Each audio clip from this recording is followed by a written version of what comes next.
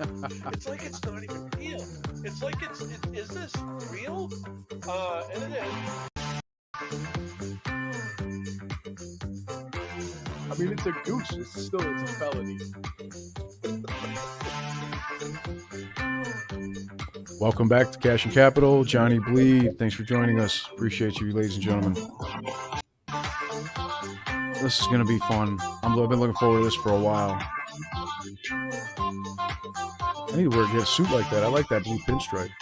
I haven't had one of those in years.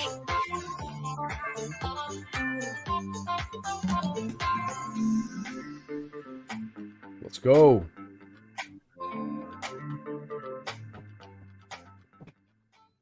Let's go.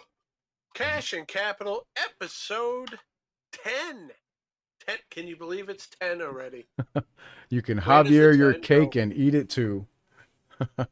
You can Javier your cake and eat it too. Javier Milei, Argentina. What if Trump does what Javier Milei did?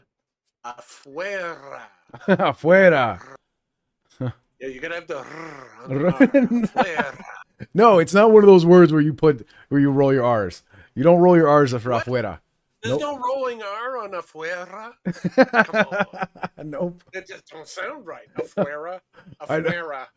It's so lame. Yeah, afuera. Yeah, that's not necessary. Afuera. That's great. So yeah, I mean, if you don't know, Javier Milei, he won the Argentina election, and he got started in January of this year. And Argentina was well on its way to communism/socialism in a real bad way. Inflation was crazy, and that's the first thing we got up here. The results shocked everyone. Inflation dropped from 17,000%. Let me say that again. 17,000% to 2.4%. Achieved the first surplus in 123 years. The economy started growing again. And here's a graph. Let me bring the graph up so you can kind of get a good look at that. It's amazing. It is absolutely amazing, and it can happen quick. Yeah, it can happen really. It dropped 17,000%. It was at 25.5% month over month for December of 2023. And of course, when he took over there, he got it down to 20% by January, 13% by February, 11% by March, 8.8% in April. And then by May, he had inflation down from 25.5% in December, just about 6 months prior, down to 4%. May through July, and currently sitting at 2.7% as of October of 2024. Definitely a huge decline of, like you said, 17,000% in month-over-month inflation based on the Argentinian inflation rate. Absolutely ridiculous levels. It's looking like we're on the path to see something similar, except in the opposite direction. The inflation is starting to tick up here in the United States again, as evidenced by this month's most recent CPI report. What will happen, do you think, if Donald Trump implements the same kind of wild policies that Javier Milei implemented? What do you got for us, Aaron? I know there's some great information here. Why don't you pop up one of those videos of Javier let's cleaning go with house? This one's awesome. I love this one. So here again is the Argentina, afuera. Argentina's monthly inflation rate. I see you have to do with the hand too. Afuera. What's up, Grod? The inflation rate, as you can see, the same numbers. But here he is. Here's Javier talking about the different departments in Argentina, very similar to our Department of Education, Transportation, all that kind of stuff.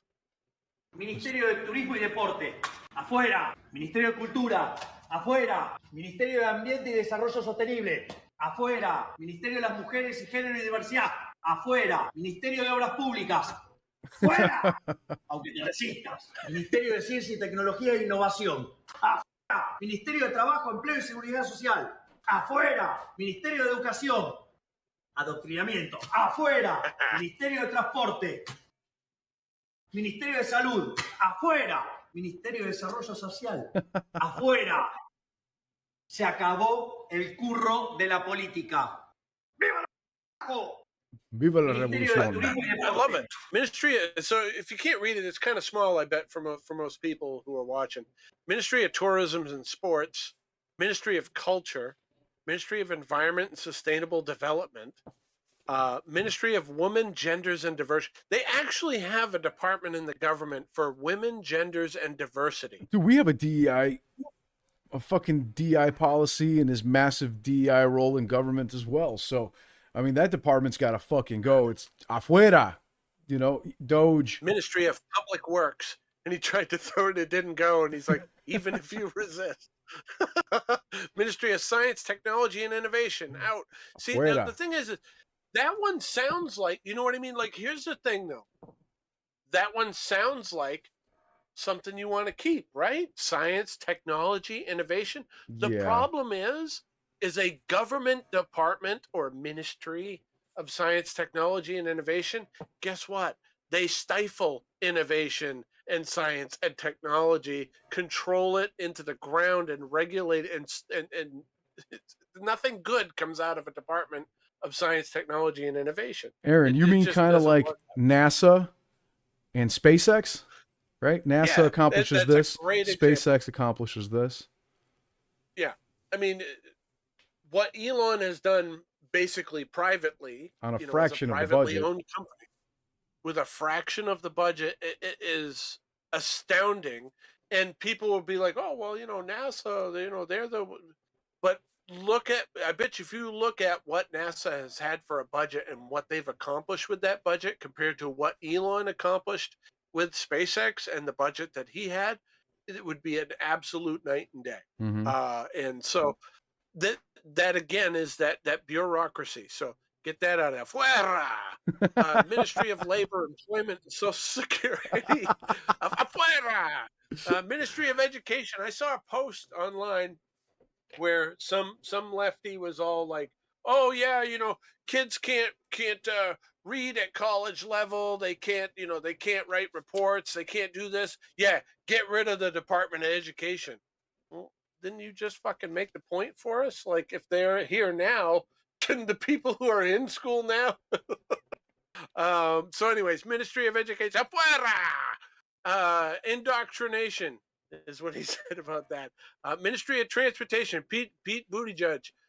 He's going to be very sad. Well, he's gone anyways. Pete Buttigieg is out. Buttigieg is gone. I like to call him Booty Judge. All right, that's fine. You know, I mean, Booty Juice, Booty Judge, whatever. Ministry of Health. That's going to be RFK. He's going to gut that shit. Social development. Oh God, I bet you can imagine what that is. Yeah, that's probably teaching fish how to be transvestites. Anyways, the thievery of politics is over. Long live freedom, damn it. I love this guy's attitude. He's fiery, he's passionate, and he obviously knows what needs to be done. So really exciting for Argentina, but a lot of the things he's done are things we're talking about doing here. So I think it's really important that we see this is like a case study of what we can expect here when Trump and his team, it's not just Trump, his team is all aboard this, you know, especially, you know, Elon and Vivek with the Doge. You know, it's going to be great stuff. So here he is on environmentalism, BLM, and LGBTQ socialism being used to extract more taxes. I'm not going to read these quotes because he's going to say them. That's one thing. And not only that, but the other side of this is the environmental agenda, which sets man against nature, involving all aspects of environmentalism and everything related to climate change. In other words, they can't stand any serious discussion. Therefore, all environmental policies are nothing more than an excuse to collect taxes, so that a group of parasitic bureaucrats can live at the expense of others and finance sinister ideas, where the most sinister idea of all is that there is no room for everyone on planet Earth. That is, an idea that failed with Malthus, at the beginning of the 19th century a murderous idea that was also applied by the Egyptians against the Jews, and this is famously recorded in the book of Shemot or Exodus. Or, for example, another thing is Black Lives Matter. That is, black people against white people, or indigenous people against the established communities. Or, I mean, everything related to LGBT agendas. Definitely, these are some of the ways in which, socialism extended the class struggle into other aspects of society, creating divisions and fostering deceit with the sole purpose of absorbing taxes. I mean, what was the Ministry of Women in Argentina doing? Did it manage to reduce a single femicide? No, none at all. The number of femicides exploded just the same. In fact, the most feminist president in Argentine history, Mr. Alberto Fernandez, used to beat his wife. That is such a strange feminist. I mean, well, so within the ranks of feminists, let's say, you will essentially find the largest number of rapists and women beaters. Man, he's a fucking savage. Like this guy does not hold back. He calls it like it is, and it's true. Notice though, he says it's about the BLM and the LGBTQ socialism and the things that they are pushing with those groups. It's not the groups. It's not the people. Like it's not the fact that somebody is gay or trans or queer or whatever they want to call themselves. That's not the issue. The issue is you're pushing agendas with these groups, and you're pulling more money, and you're doing, trying to collect more taxes, and it's about creating division. That's how you get communism going. It's all about creating division. The more division you create, the easier it is to usher in communism.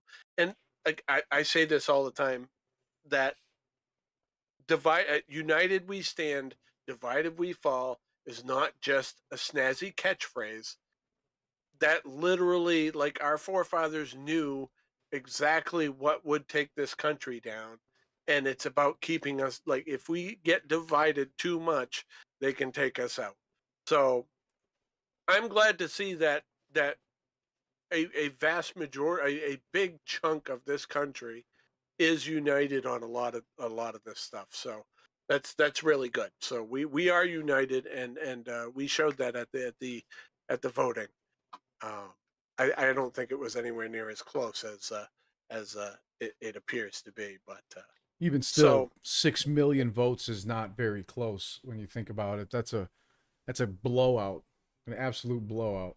Even they've been narrowing the gap and counting weeks after. By the way, it's down to about 2.5 million now. It's been very minimal, and of course, you know that all those votes are coming in way freaking late through mail-in ballots in states where you don't need voter ID or a birth certificate or proof of citizenship to register to vote, or even a valid address. You can just use any commercial address or residential address you please.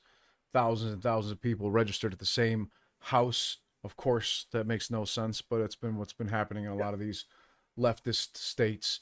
That's why Kamala Harris won 15 out of the 15 states that didn't require voter ID or didn't require proof of citizenship in order to register. She won a total of 17 states, and 15 of them have no voter ID or citizenship verifications. So let's keep going here on Javier, because his plans are phenomenal. We see he's already come out and told us that a lot of these departments are just ways of laundering money. BLM, the LGBTQ, not community, but the agendas are just forms of money laundering and taxation against the people. What else do we have here, my friend? Money laundering and division. And it's division. It's all about the division. Javier it's about creating that anarchy. And said this: my advice to Elon Musk and Vivek is to cut to the chase. Let's hit it, brother. What advice would you give to Elon and Vivek about how to do it in the United States? Just cut to the chase. Cut to the chase. Simple as that. I'll tell you a story and you're going to love it.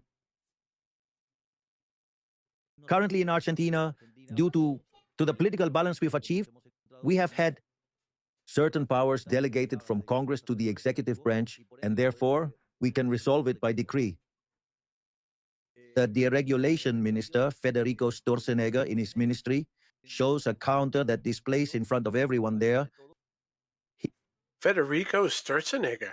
Like, Yeah, like come that on, guy. don't cut my budget. Ah. Yeah, like that. He displays a Sorry. number of days, all right? During which the delegated powers will continue to be valid. Therefore, he has a whole deregulation division, also a public spending cut division, and government structure reduction division. And he also has an elite core that's cleaning up all of the laws that hinder the economic system and progress. And every day, he removes between 1 and 5 economic restrictions. So, my advice would be for them to go all the way, to push it to the very limit. And do not give up. Do not let down their guard. Furthermore, that agenda does not have political purpose, because at the end of the day, you are removing privileges. Of course, there will be people complaining, but these are people who are losing privileges, so they will have to explain to society why they are keeping those privileges. And that is quite uncomfortable. Mm-hmm. Mm-hmm. Yep. All the people complaining are the same federal employees that are going to lose a shitload of money and privileges that a lot of them, frankly, don't deserve. So, of course, they're going to complain. Of course, they're going to vote for Kamala Harris. You think 87,000 IRS agents want to be fired? You think hundreds of thousands, if not millions, of government employees want to lose their jobs? Of course not. There's probably 2 million of the votes for Kamala alone were government employees that know that they're worthless, but like to collect their paycheck. For example, Nancy Pelosi's niece is one of the commissioners of the Housing and Urban Development program.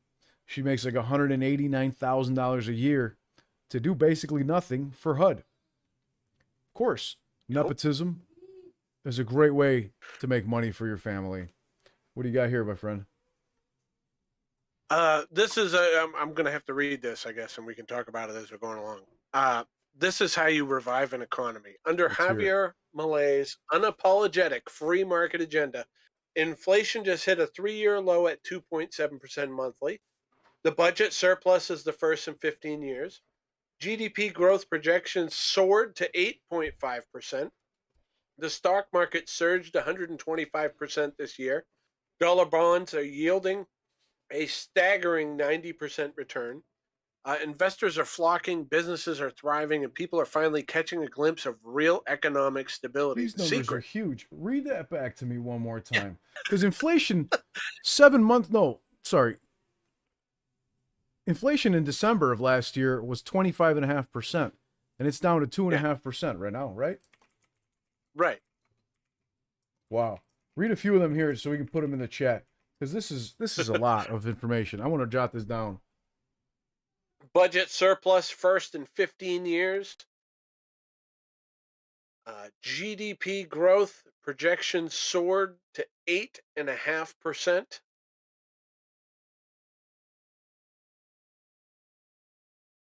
Stock market surged 125%. Huge. This year. That's huge. Holy shit. Much better than the 10% annual return that people expect on their ETFs and shit. Dollar bonds are yielding a staggering 90% return. A bond with a 90% return? A bond with a 90% return is fucking mental. That's crazy. That is a crazy return on a dollar bond. And so all of these things are due to the large amount of cutting of government spending and government programs and government offices and government employees that were unnecessary. You mind giving us a little bit more insight here into what this says? It really comes down to this. It's very, very simple. Inflation is created by a couple of different things. One, it really comes down to one thing, but the cause of the one thing is created by something else, and that's the government spending. Overspending in the government requires the money printer to get fired up, and every time that money printer fires up, our money gets worth less and less, and that's where inflation comes from. That's why. I know, God, I hate saying this, but when I was a kid, I could buy a candy bar for $0.25. And then, you know, in my teens, it was like 75 cents a dollar. And now they're what? They what, $3 now? I don't buy a lot of candy bars, but I think they're like $3 Yeah, now. pretty much. That is mental. That is a mental. I mean, think about It's that. crazy. That is, I mean, it's like 1,200% in my lifetime, cumulatively. Because, I mean, you know, yeah, it might be 2.7% monthly or whatever, but over time, I mean, inflation is crazy. And that's all from printing that money. You never see deflation happen. Why do Very you suppose rarely. that is? Very rarely do we see deflation, if at Right. all. That's just not possible in the current scheme. It took us 200 years in the United States to get up to $12 trillion of total debt for this country. 200 years to get to 12 trillion. And in the 4 years that Biden's been the president, we've added another 12 trillion to that. So Biden did 200 years worth of spending in his 3.5, almost 4 years of being a president. That goes to show you the amount of spending taking place by the Biden-Harris administration. Can't leave her out. The woman who raised $1 billion and in a period of like 103 days of actual campaigning spent over $100 million a week and ended up spending the entire billion and going into debt $20 million. Still, they owe $20 million to people at the moment after having raised $1 billion. They're still sending the please donate to the Harris campaign. They're still sending out those texts. Can you imagine how pissed would you be if you don't think about that? Oh, I'm going to donate to, you know, I mean, obviously you're a little fucking whatever, but if you donated to Harris Walls and you're like, oh yeah, you know, we need change, somebody different in there that hasn't been in there for 4 years, so I'm going to vote for Harris Walls. So I'm going to donate to them. You know, is they're not Trump. Jeez, what are people doing? And then she loses, and then you find out, you know, the campaign's fucking broke as shit, and she ended up paying all these celebrities for their endorsements and everything. And then she sends you a text, or her campaign sends you a text. Hey, yeah, donate more money to the campaign because we owe people money. I mean, get bent, fuck off, and no. But yeah, I mean, it is simply overspending. It's spending too much money, and a lot of the money in government is wasted in bureaucracy. It's wasted in all of these departments. It's wasted in, you know, all of these things. And you know, I like I mean, there is serious talk about getting rid of the IRS and getting rid of federal taxes. I hope to God they do. And fuck it, bring on the tariffs. Wow. What you want to talk about an instant boost to the economy? Imagine your paycheck, the difference between gross and net shrinks drastically. Because I'm sure we're still going to have to pay the Social Security and then, you know, and the FICA and the other shit. But removing that federal tax, that's the biggest chunk that comes out of your check. It's huge. It's a big deal. And business is going to be able to grow because they're going to have more money because every business has to match the taxes that you pay in. So, I mean, we definitely want to cut and get this inflation down, and we want to cut the government, and that's what we voted for. I mean, that's what we voted into office, so that better be what we get. And we need to hold their feet to the fire. We can't let them just fucking tiptoe around that shit. And we need to vote, you know, primary out these fucking assholes that are like, oh, you know, it's Trump. I'm a Republican, but I hate everything Trump stands for. Well, no, you're not. You're a piece of shit. Get the fuck out. But the secret is Milei didn't tiptoe around the problem. He grabbed the chainsaw, which is the picture right here. Here's the chainsaw. Look at him He's go. got a literal fucking chainsaw. He grabbed the chainsaw and went to work. By slashing public spending, cutting taxes, opening markets, he showed the world that decisive action is the only way forward. Import taxes are being gutted, giving consumers access to affordable goods. He abolished wasteful public departments, cut through the bureaucratic fat that politicians have been feasting on for decades. His message couldn't be clearer. Economic freedom works, and government meddling doesn't. Modern slavery is working for companies that can't grow, earning money that politicians print like play money, he has said, condemning the very system that he's dismantling. His cuts aren't just simple reforms, they're a rebellion against the state that has long served politicians and their cronies at the expense of everyone else. And the results speak for themselves. I love that. I love that. That's awesome. Um, a surplus budget, thriving businesses, a booming private sector. JP Morgan is raising growth forecasts while Argentina's economy barrels ahead, fueled by capitalism, innovation, and a leader who knows that competitiveness comes from tax cuts, not spurious devaluations that impoverish the population. Milei is proving that the path to prosperity doesn't lie in the state's false promises of equality through redistribution. Prosperity comes from giving people the freedom to innovate, to compete, and to succeed without the state as an anchor dragging them down. This should act as a blueprint for every country drowning in the weight of its own bloated bureaucracy. Milei is proof. This is a case study. We're seeing it happen. Milei is proof that when you unleash a free market, the results aren't just numbers. They're freedom, stability, and opportunity for everyone bold enough to seize them. The chainsaw is the tool of liberation. Afuera! Afuera! Ooh, I like it. It's great. It really is, and it's the timing on it is awesome because we're actually seeing what can happen when you do it. Like this I love that. Here's a quote from Milei. I mean, he just gets it. If printing money would end poverty, printing diplomas would end stupidity. Oh wow. That's so savage. That's so he's not wrong. Leftists must hate that.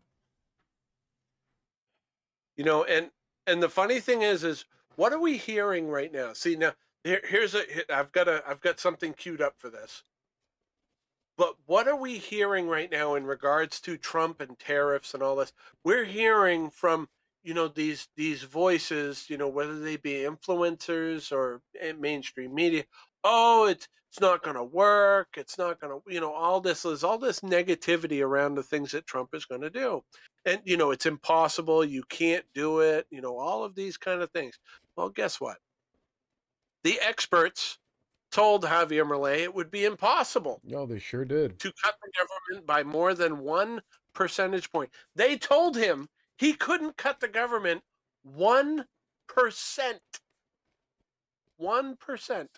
That's such a minuscule number. 1%. To adjust by more. And they told us it would be impossible to do that. We had planned to do so within a year. And they said it wasn't possible to adjust by more than 1 percentage point. And we achieved fiscal balance in the month of January, that is the first month of administration. And they told us it would be impossible to do that. We had planned to do so within a year. They planned to do it in 12 months. They said the enemy said it was impossible. They got it done in less than 1 month. That just goes to show you what happens when you cut fucking spending and cut the bullshit and trim the fat and stop laundering money in Ukraine and stop supporting foreign wars around the world. And instead of giving money to our students and our teachers, they're giving it to the Department of Education, who more than half of all the employees are paper pushers that work for the government. And they don't actually give, they give less than half of the money that goes to the Department of Education to our kids' schools. That's a lot of money that could be saved there. They could literally give the schools more money, eliminate the Department of Education entirely, and save hundreds of billions of dollars a year just from that one department being cut slashed away. And then all those fake government jobs that are artificially propping up the employment numbers and artificially propping up the GDP of the United States, because government spending makes up the majority of the GDP of this country, will then no longer be seen as a negative, because of course right now they're artificial positive, creating people, the illusion to people that there is actually a good economy. The economy is shit. The only thing that makes it appear good is government spending making the GDP numbers look higher and the employment numbers look higher than they actually are.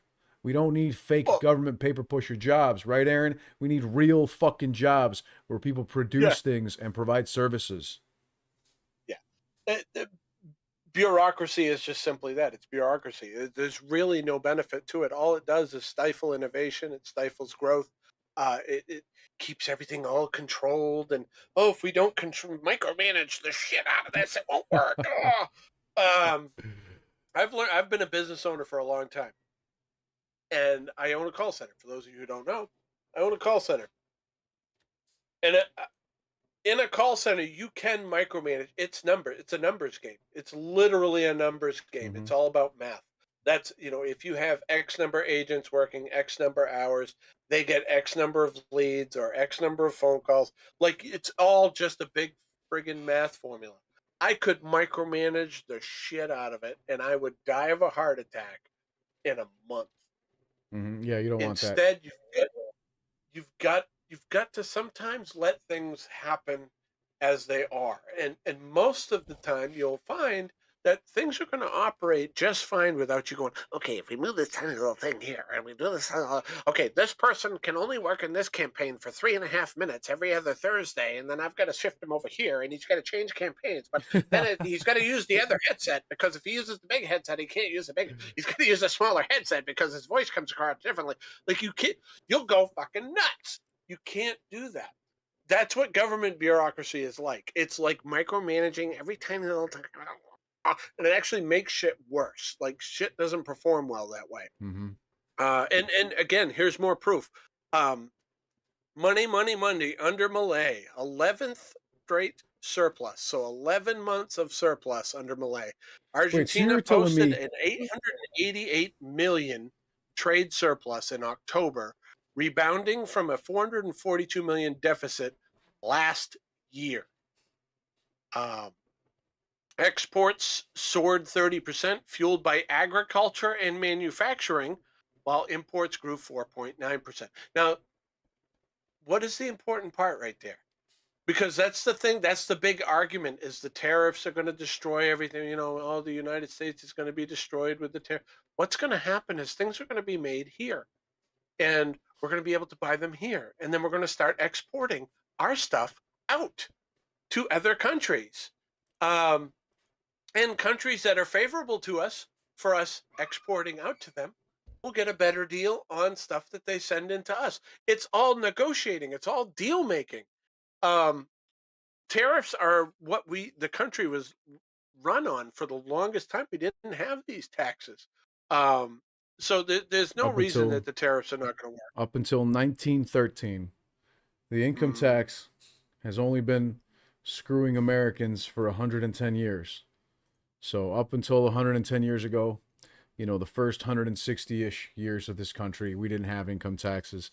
Our country actually ran on a surplus, like Argentina currently is. And then again, 1913, about 110 years ago, income taxes became, were implemented only for the rich. The top 1% paid income taxes. And it only took a couple of years, so that all of a sudden it was for everybody and their mama. Everybody. Hey, let's all party and pay taxes. We're all paying taxes now. Woohoo! Yeah, it's just what I wanted. I voted for that. Woo! They must have been Kamala Harris voters. I love taxes. They're the best. I love earning seeing the big number on my paycheck and then getting a smaller one. That's awesome.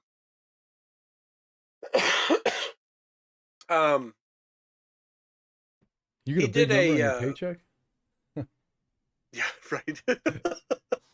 Yeah. Well, I use a magnifying glass when I look at it. At 0. He became a president of Argentina achieve what economists said was impossible. Remember, they said it was impossible. Just like they're saying Trump's tariffs and everything else is impossible. But what people are forgetting is the most simple part of this is that he's going to drill, baby, drill. We're going to have so much fucking oil and gas. We're going to be exporting the shit out of it, and we're going to be rich as shit. We have more oil than any other country on the planet. I don't know if you know that or not. We do. We have more oil in our country than everywhere else. Saudi, everybody.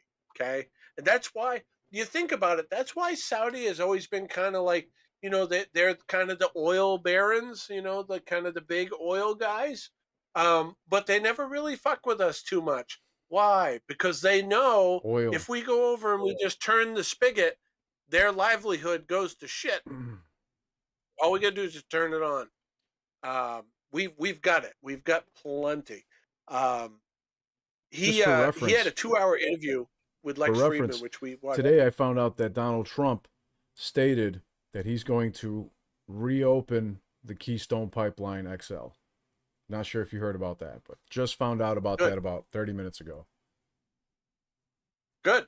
Bring in the oil. It shouldn't have been shut down in the first place. It should not have been shut down in the first place. And that was just, that's that environmental, that whole Green New Deal horseshit that they use to control. They use that to control people. The whole environmental concerns.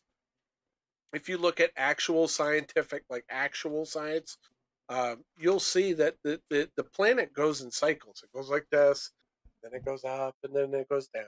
And then it goes up, and then it goes down. Jimmy Carter said the same thing in the 70s, except I believe with him, he said it was going to be an ice age because we were on one of the down in the cycle. We were on where the temperatures were going down. So right, he said, if we don't change our ways and environment, we're going to be in an ice age. I remember hearing I was born in the 70s. So I remember hearing some of that when Reagan was in, about how Carter used to say it was going to be an ice age. But that never happened, did it? And it's always like we're just gonna kick the football, and then they moved the goalpost, so and we're gonna kick it again, and they keep moving the goalposts out over and over. In 5 years, if we don't get serious about climate change. Remember, it was global warming for a while, and then it was climate change. It was the ozone layer, and you couldn't use bathroom spray because of the ozone layer. All these stupid little fucking things. These are all just ways of control. It's ways of control and getting more tax money out of you. So we need to get away from that. Let's see. Pull this one up here.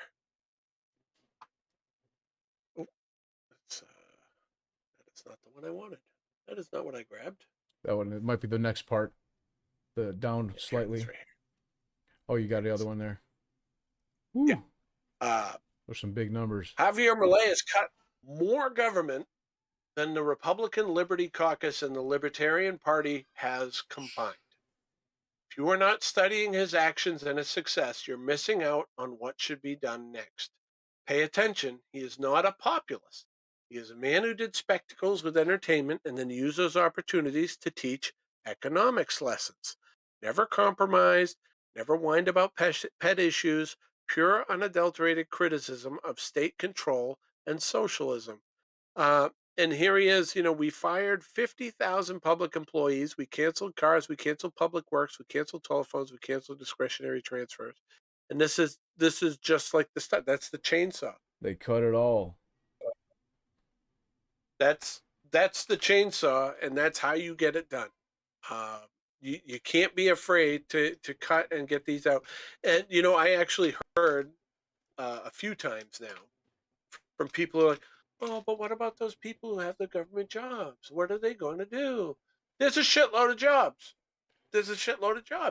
You'll be fine. There's going to be all kinds of new jobs happening, too, as the new manufacturing and all of these things start happening.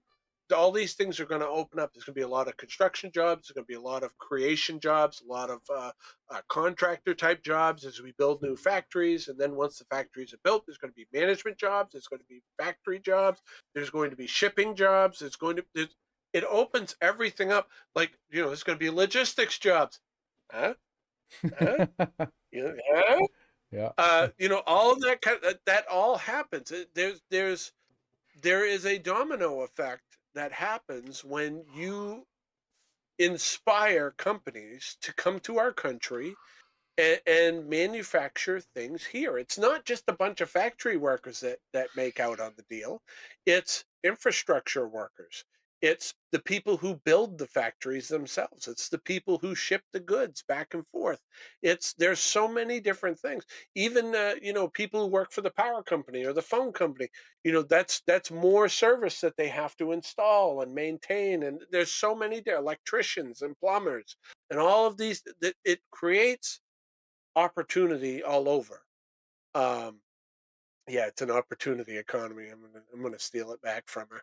Uh, but it really is. When you drive manufacturing into your country instead of out of your country, you create benefit and prosperity for everyone that's here. If here's the important part, as long as you're okay with working, you don't work, you don't get the benefits. Sorry, that's how it is. You got to go earn it. It's not just going to be handed to you. It's not a free gimme. That's what they want to do. That's what communism is they want to have, you know, a few people work, and then we'll just spread the wealth out, and then everybody just gets a little bit. Oh, hey, I get my half a loaf of bread this week. Woo! Oh, I'm so excited. Maybe next week I can buy a sock, just one, not the matching one. But we don't want that. We capitalism works. We've proved it works, and the whole capitalism is evil thing is just a fucking horseshit hogwash lie. Here is on September 24th of this year, Javier Milei went to the United Nations General Assembly. He went to the UN, and he said a lot of shit. And here is 10 quotes that I wanted to go through, because I think this really is going to kind of wrap everything up, kind of tell you, you know, who he is, what he stands for, and what this is all about. Intro is I want to be clear about something so there are no misinterpretations. Argentina, which is undergoing a profound process of change at the present, has decided to embrace the ideas of freedom. Those ideas that say that all citizens are born free and equal before the law, that we have inalienable rights granted by the Creator, among which are the right to life, liberty, and property. Here's some quotes. For those who do not know, I am not a politician. I am not an economist, a liberal libertarian economist who never had the ambition to become a politician, and who was honored with the position of president of the Argentine Republic. Sound familiar? Trump was never a politician either. He was never any of that kind of stuff. Another businessman. He's just a businessman. Number 2, from this day on, know that the Argentine Republic will abandon the historical neutrality that characterized us and will be at the vanguard of the defense of freedom. I love that.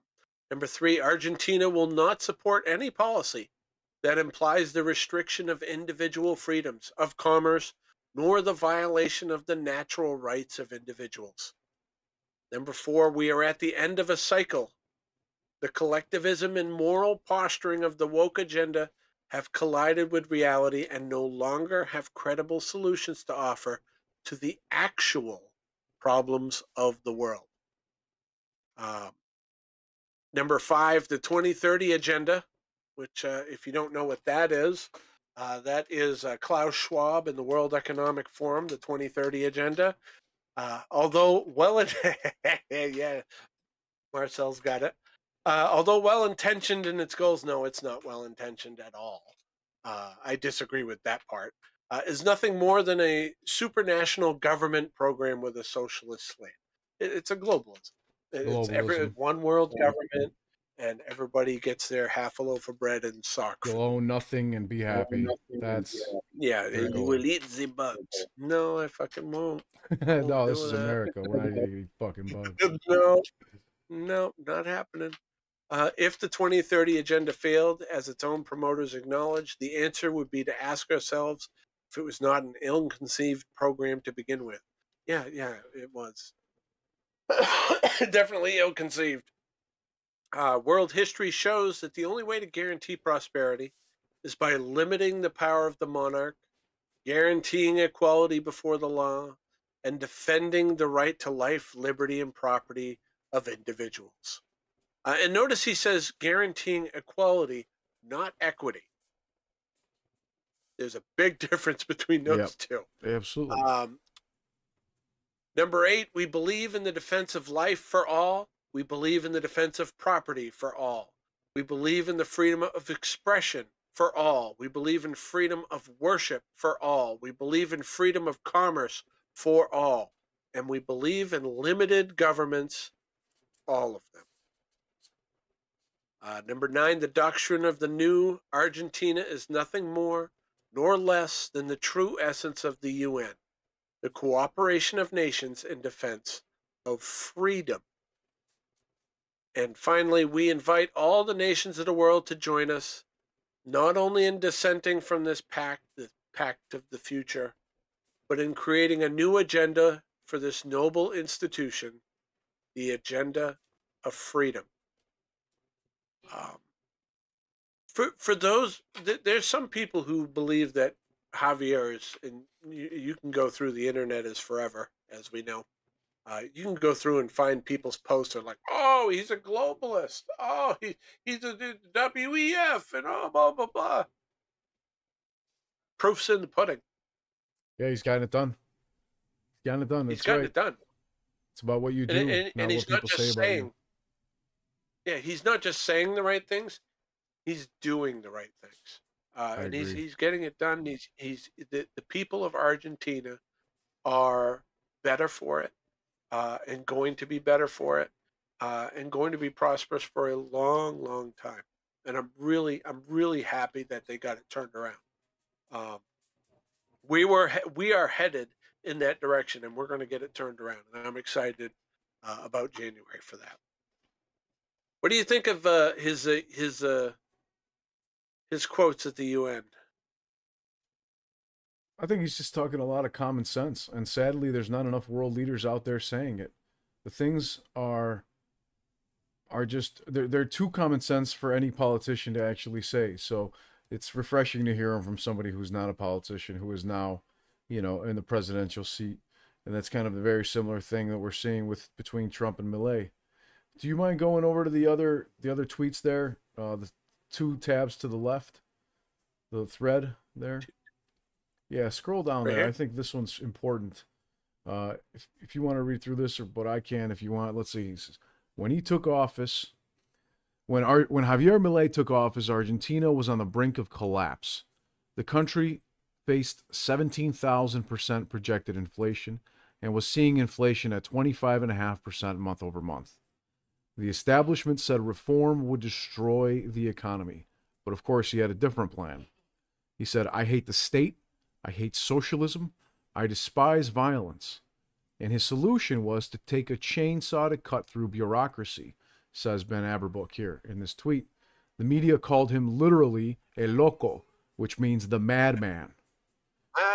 Yeah. And of course, the establishment, the mainstream media, the tools in government, the pawns that work for the World Economic Forum, the deep state, said that he would fail.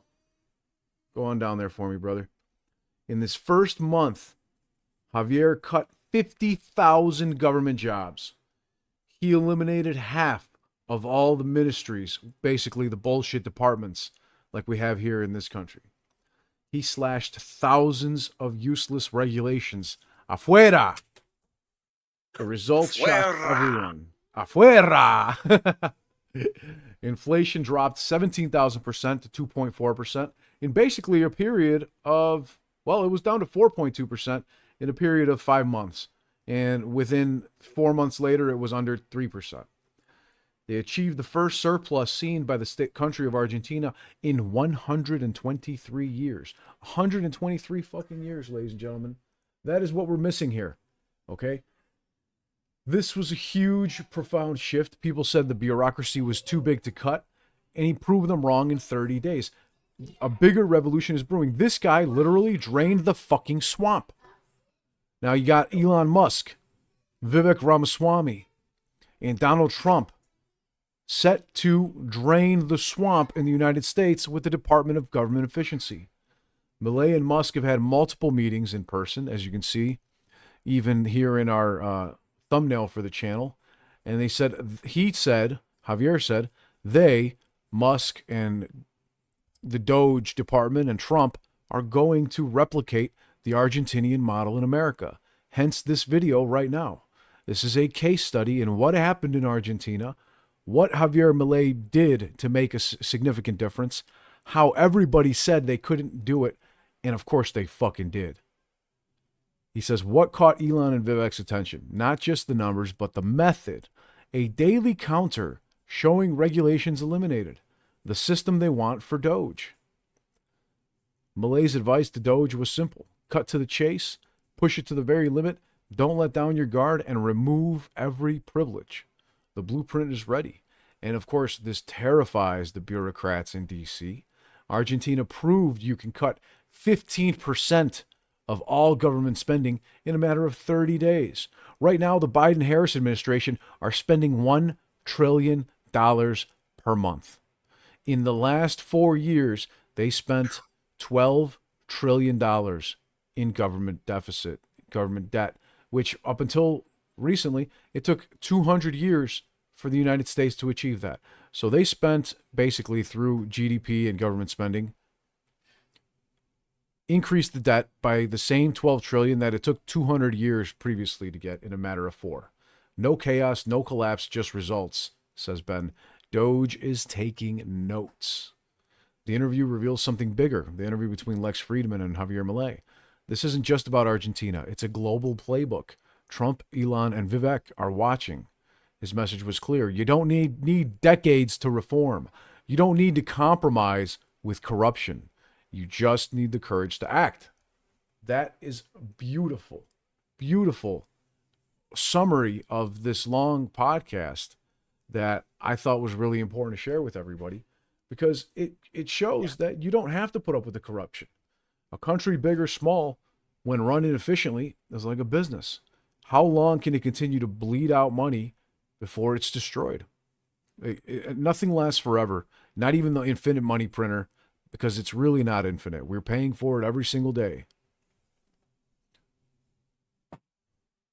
C. Hill says they should have named it something else. Government efficiency is an oxymoron, which is kind of a good point there.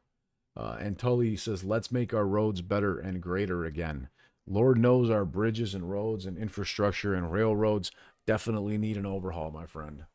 Oh, God.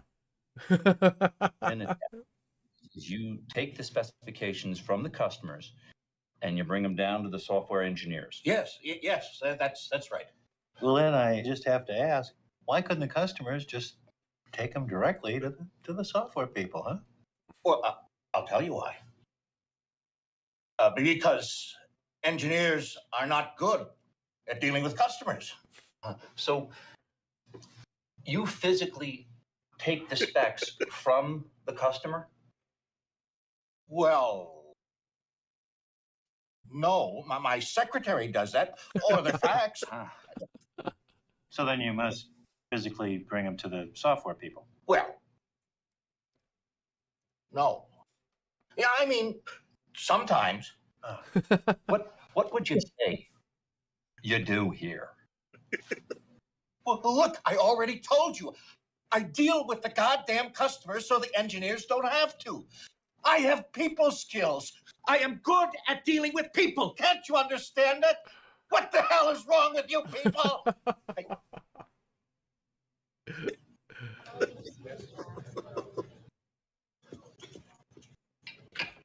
What do you? For some reason, that clip came to me.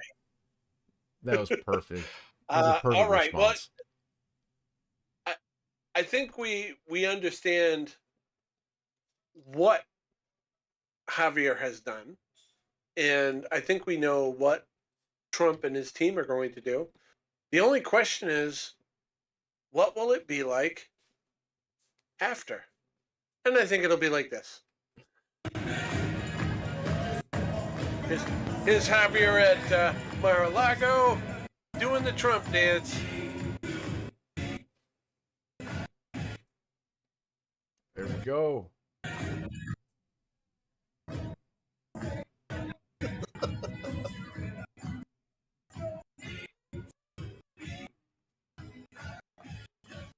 Look at this guy going hard. I love it.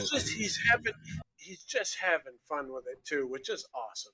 I mean, it's when things are being done right and when a country is being taken care of, this is real joy right here. You know how there was the whole campaign of joy?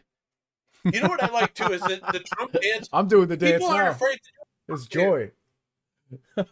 People aren't afraid to do the Trump dance. They're seeing it all over the NFL. That's awesome. That's great. UFC, I'm so glad. NFL, comedy shows, anything you turn on TV, people are proud to be doing it, proud to be trying to make America great again. Enough of the DEI, enough of the indoctrination of children, enough of the irrational government spending, enough of the campaigns that raise $1 billion in order to spend $100 million a week and end up $20 million in debt. No more of that. No more of that. No more girls and boys sports. No more men in women's bathrooms. Leave our children alone. Do whatever the fuck you want, but leave our children alone. Cut the bullshit out of government. Cut the taxes. No unrealized capital gains tax like Kamala wanted. Possibly no income tax at all, as Trump is hinting at.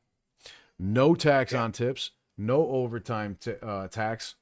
And of course, increasing tariffs and the potential of removing a lot of federal taxes. I think Americans would love to see 100,000 plus IRS agents get fired after the way that they've treated the American people. Don't you? Yeah. Oh, those 87,000 new ones are for the rich people. Remember, they're not out there to track your $600 Venmo payment to your cousin because he got a flat tire in Botswana. Like, that's not why. How come you sent $600? $600? Go fuck yourself. What does it matter why I sent somebody fucking $600? Fucking back off. Like, it's just the IRS is extremely oppressive. It should not exist. It really shouldn't. And I will be ecstatic, not just because of yes, sir. Not just because of the money that we pay in, but just because of how they treat people. Like, if you get in trouble with the IRS, you go to jail, they take all your shit. Like, you know what I mean? Like, people shouldn't have to live it's criminal. Like that. They shouldn't have to live like that. And if honestly, if they got rid of the income tax and the IRS part of it and just said, hey, there's a flat tax, anything you buy, 10% or whatever, you know what I mean? If there was something like that, like where there was a sales tax on everything, I would be much happier with that because you could never get in trouble with that.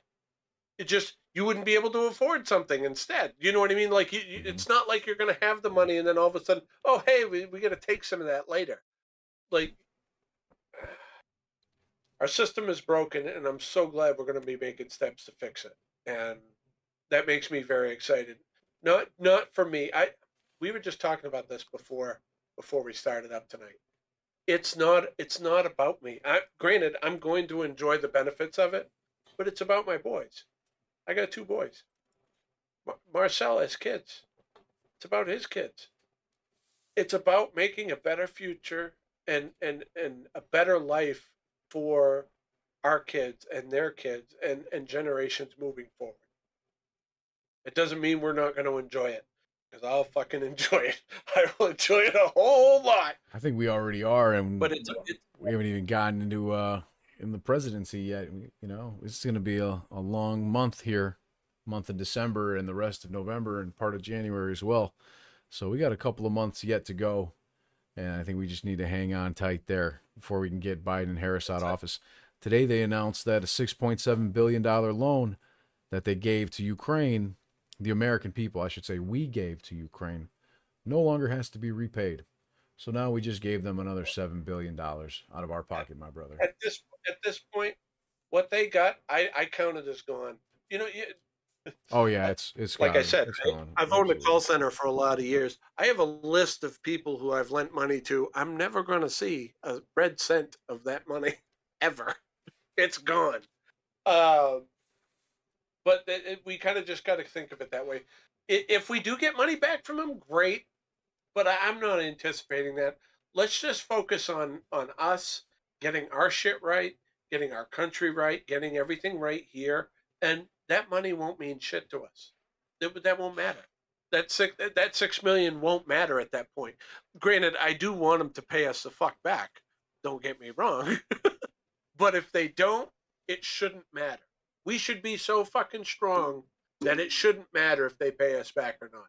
That's what I want. I want us so friggin' strong and so in such a good position that we're going to be able to take care of our homeless and our veterans and everybody in our country. And then, just like we've talked about before too, if we don't have a homeless problem and our veterans are being taken care of and all of that's happening, I don't mind helping other countries at that point. But if our people are suffering, no. Priority here. Our priority is here first. Because you can't help other people if you're sacrificing yourself to the point where you can't function. And that's like a life lesson I learned a long time ago. I'm just one of those people. Somebody's in trouble, I'm going to help them. You know what I mean? I've just been that way. But I've also learned some really tough lessons by helping people and putting myself in a bad spot.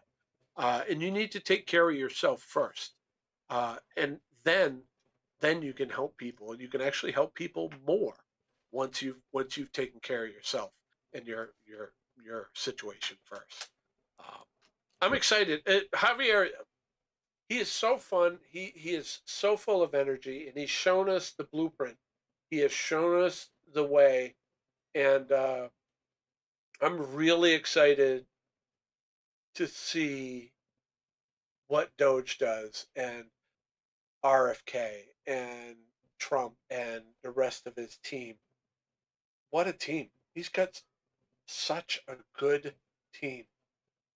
And I'm really excited to see some actual real positive change. I think it's a cycle. One of the posts we looked at earlier, it was talking about it being the end of a cycle. And I think we're at the end of a cycle right now where it's the cycle's going like this, and we're bouncing off that now, and we're heading back up.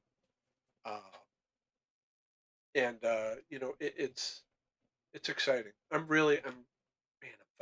stoked about it. I really am. Fernando in the chat is asking, why haven't you guys talked about the war? Do you want to speak briefly on your thoughts with Joe Biden basically giving Ukraine the go-ahead to use American missiles against to strike within Russia in a non-defensive way, in an offensive way? Do you want to touch on that? Show me a video with Biden saying that. Oh, I don't know. The fact is that people are claiming that Biden has given but that's the thing. Ukraine the ability to do that, right? So who knows? He was in the rainforest in Brazil when that came out. When the deep state issued the order, is what you're saying. So you're telling me that while he was down there in the fucking jungle, he's like, "Oh yeah, you can fire missiles into Russia." I don't buy it. I don't buy it. It sounds like Obama is doing the dirty work from the White House basement again, doesn't it? Well, it's the same kind of situation as why the hell would he tweet that he's dropping out of the race?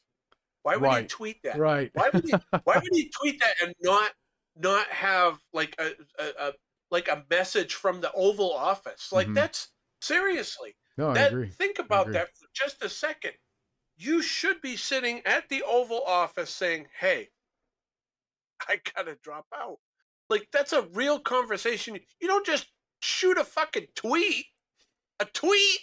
Really? I understand X is, I understand X, Twitter, whatever. I understand that it's like it's the new media or whatever.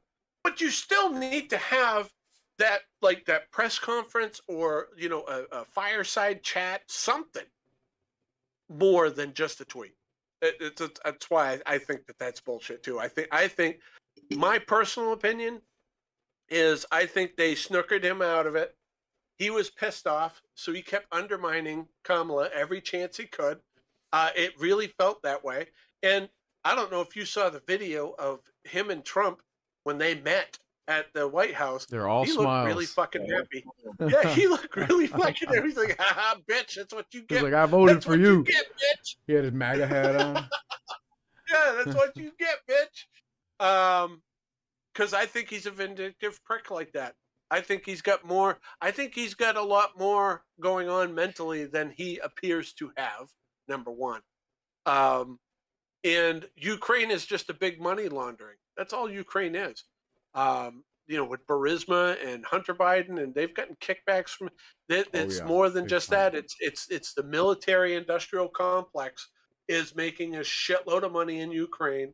And there is so much money laundering. If you look back 15, 20 years ago and you look at newspapers and headlines about Ukraine, Ukraine was the most corrupt country in the entire world, according to the news. All of a sudden now, they're the beacon of freedom, and we've got to help them defend themselves against Russia? What? What? No. And and how Zelensky was elected, if you actually look into that, they jailed his opponent. Yeah, it was a coup sponsored by the CIA to install Zelensky and get rid of the other guy. Was it Poroshenko, if I recall? I can't remember his name right now. Okay. But yes, that is what happened. Anyways, I think you make a great point. How did Biden issue the order for American missiles to be used to attack Russia within Russian borders? We've already heard that's a huge escalation there by NATO, by the deep state, the World Economic Forum, Barack Obama, and the rest of the people that are moving the puzzle pieces here. And of course, the mouthpiece, Joe Biden, just happens to be the one that they claim said that they could do this, that Ukraine could do this to strike in Russia. Of course, that is a major escalation there. Think of it as if we were at war with Mexico, and Russia supplied Mexico with intercontinental ballistic missiles to attack Washington, D.C. That would, of course, make Russia our enemy because the United States was at war with Mexico and they were directly helping them, giving them GPS coordinates, targets, missiles, money, the whole 9 yards. The proxy war there, the hypocrisy is so thick you could cut it with a butter knife. It's ridiculous. Well, and part two, when did Congress declare war? Yeah, well, that too, of course. Of course, that's never happened. Right? I don't recall that ever happening. That's why, because it's a proxy war, because we're sending support. That's where we're at. Well, the thing is, without Afghanistan, without Iraq, the people in power need a way to get money to their cronies, their friends, their lobbyists, companies like Boeing and BlackRock and Blackstone and the contractors.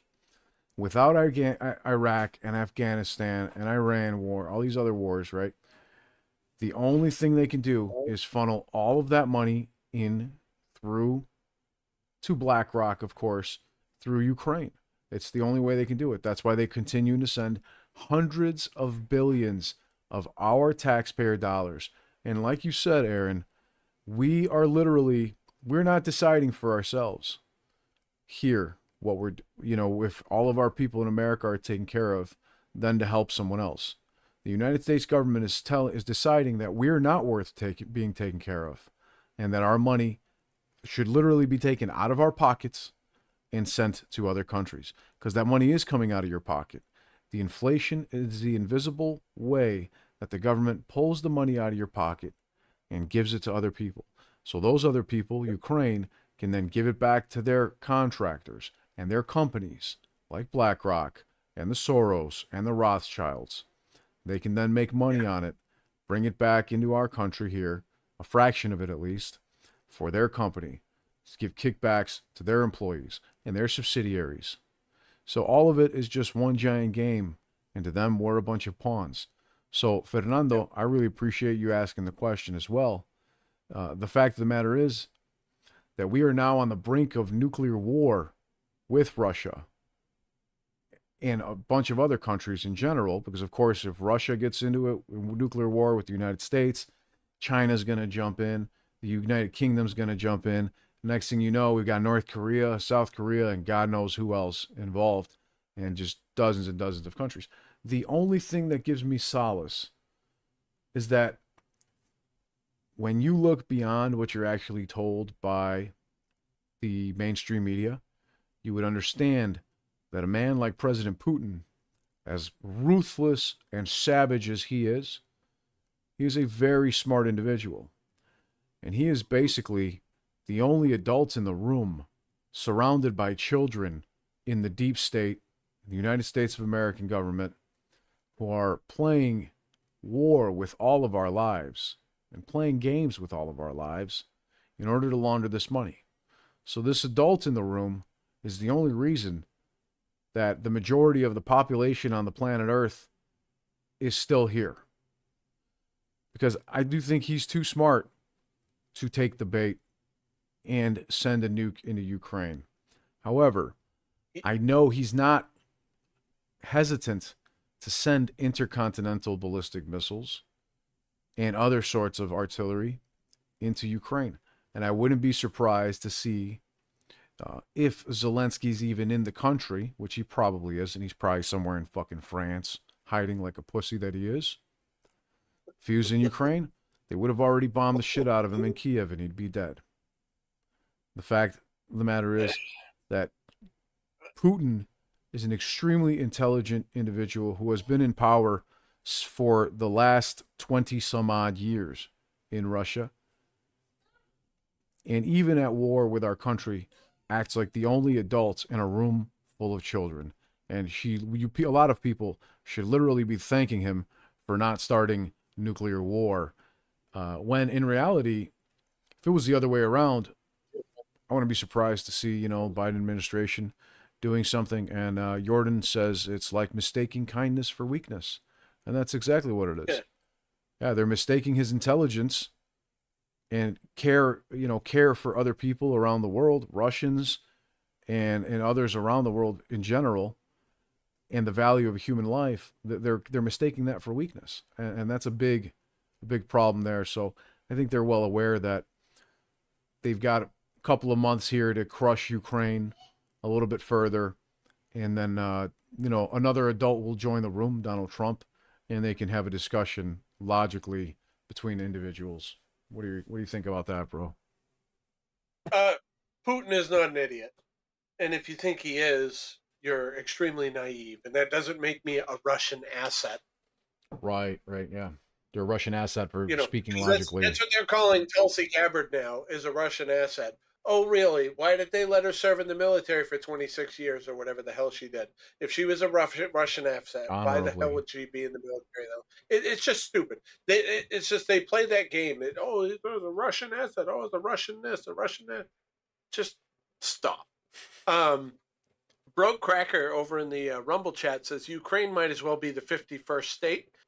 Iraq was supposed to be used as a proxy state to invade Iran, but that plan fell through. And I think the European countries are pissed off that their civilians left their commie countries and created the greatest country in the world. I don't disagree.